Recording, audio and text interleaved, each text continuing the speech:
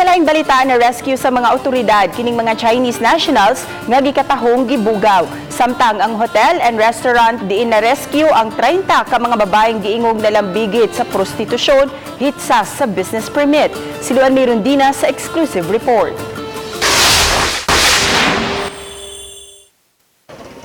Human mabalita nga dinhi sa dakbayan sa Lapu-Lapu na himutang ang hotel din gikatahong gibugaw ang 30 ka mga Chinese nationals nga na-rescue sa NBI 7. Gisusi gilayon ni Mayor Jonard Ahong Chan ang maong hotel sa Barangay Agos. Nahinabi sa mayor ang mga Chinese nationals nga gikatahong maoy nagduma niini ug ang ilang mga guest mga Chinese nationals usab nga dili makamaong mo in English.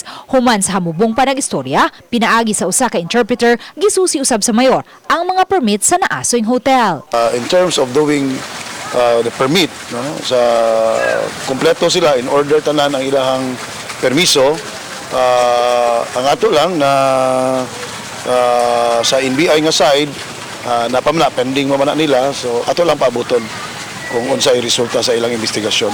Giswayan sa Balitang Bisdak, pagkuha ang habig sa tagduma sa hotel, apan wa kami tuguti nga makasulod sa naasoy establishmento. Wala usab sila miluwat og pamahayag. Giklaro hinuon sa mayor nga mohimo og lakang ang dakbayan pinaagi sa abag sa konseho aron masusi ang mga working permit sa mga langyaw nga anaa karon sa dakbayan. Para malikayan siguro ng mga inana nga mga panghitabo, I will recommend to the council na daghan naman gyud kaayong turista diri sa ato ang syudad, Chinese, Korean, no, to have a permit, working permit in our city so that we can closely monitor sa magnegosyo sa ato ang syudad.